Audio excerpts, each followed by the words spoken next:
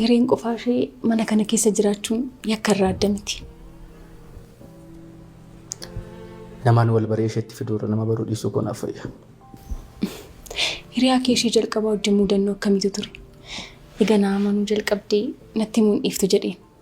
Jechuun koo baruu barbaadeen.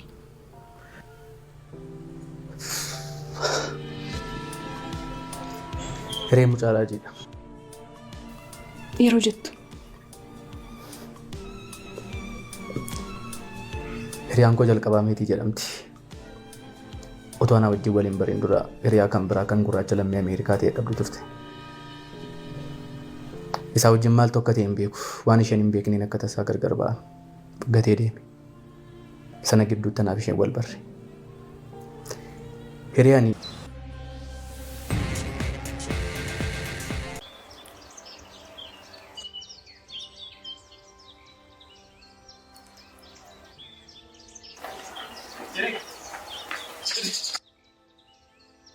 Akkam bultee hiri? Galata Waaqayyaa akkam bulti? Nagaa kooti. Dudduubaan si waamaan tureetiin nan dhageenya natti fakkaata. Ifama yaadaan guulaa ture. Maal ture naguma? Waan tokko si rakkisuu barbaadeen ture. Waan hin danda'u tanaaf rakkoo hin qabu.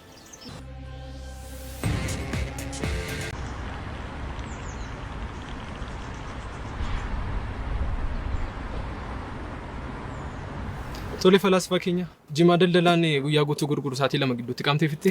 Salphaadhaan bara agam geessi. Maalumaaf ammaati akka isheen harka kee keessa galtu barbaadamti. Gaaffiin irra deddeebi'uun fadantu. Maalu kanaafuu gara furmaataatti gali. Afachu anama situ qaami jecha manatti baay'istiin bara. Maalumaafuu furmaanni tokko jira. Maalidha? Egaa ati waan karaa maallaqaa nama komatamuu miti. Shamarran dhiira maallaqa qabu akkasii baay'ee jaallatu. Kanaaf maal jirra? An kana yaaduun dadhabee. Maaliif yaadure maaltu ta'e? Mucayyoon irree dhabaa. Isheen tasuma nama maallaqaan goyyomfamuu dandeessu miti. Hireen shamarree akkasiiti. Maaliif ispoortiidhaan isheen boojitu? Akkamitti?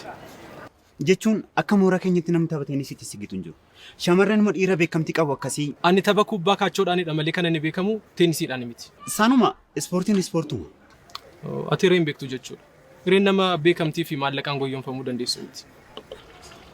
Ilaanan dagadhee. Hireen shamarree akkasiiti.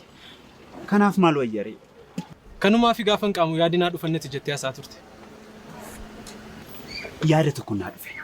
Yaada akka boombii. Mee maalidha dhukaasi? Maaliif tooftaa barnootaan fayyadamtu?